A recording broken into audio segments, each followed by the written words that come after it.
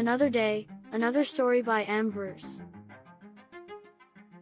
My mom would come to all my sporting events. Let's say I was playing football. My mother would be on the sidelines, and if the play on the field started going one way, my mother would run along with me. God, I'd be like, oh my gosh. I'd get in the huddle with the other guys, and they'd say, Mark, is that your mother? I'd go, no, I never saw her before in my life. The greatest gift my mother ever gave me was she believed in me. I have overdosed on drugs on 3 occasions where I should have been dead. I believe I was kept here for a reason. You show me your friends, and I will show you your future. How do I know this? I hung out with losers, and I became the biggest loser of them all because I gave up everything I dreamed about as a little boy because of who I chose to surround myself with. My friends would drive me home at 2, 3, 4 in the morning. We'd be drunk and high, laughing in the car. We pulled in front of my house in New York, and they'd say, Mark, the light's on.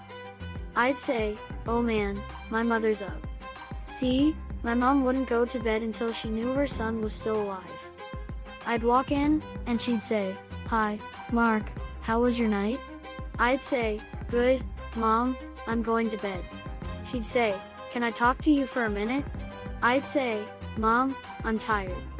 I'm just gonna go to bed. She'd say, Mark, I haven't seen you all day and all night. Can I please talk to you? I'd say, man, just leave me alone. You bug me. I'd slam my bedroom door on the one person who believed in me. I was on a worldwide tour, and we were wrestling overseas in Japan. After my wrestling match, I went upstairs in my hotel room and fell asleep. There was a knock at my door at 3 o'clock in the morning. I got out of bed, looked through the safety window, and could see it was a Japanese promoter. So I opened the door, and he said, Mark, you need to call home. There's been an emergency. I went and got a hotel room phone, called back home, and said, hey, what's going on?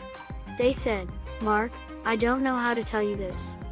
I said, just tell me what happened. They said, Mark, your mother died. I just threw the phone down. I ran out of my hotel room, took the elevator to the lobby, and the doors opened up. I just ran out into the street. I mean, there were no cars, no people. It was 3 o'clock in the morning, and I walked down the middle of a street in Hiroshima, Japan, and I remember looking up and just saying, Mom, I am so sorry. I flew home for her funeral, and I was so nervous to walk up to her casket, so I just stood way in the back. I kept looking from a distance. I kept thinking to myself, Mom, please wake up. Please get up. I finally got the nerve to walk up to her, and as I got closer, I could see my mom for the first time. I mean, she was so beautiful. She was dressed in white, like an angel. And I just stood over her and said, Mom, you are my hero. Everything I am, everything I hope to be, was because of you. You loved me so much. You gave me a life. You're the only one that ever believed in me. I got drunk by getting high, by getting stupid, by hanging out with losers. For what she ever wanted to do was talk to me. I wish I could talk to you now, Mom. I wish you could see what I'm doing. Why couldn't I have been a better son? We are defined by our choices, but if you surround yourself with people involved in drugs and alcohol and pills, it's a dead end. I'm not here to preach to you. I'm here to tell you I lived that life.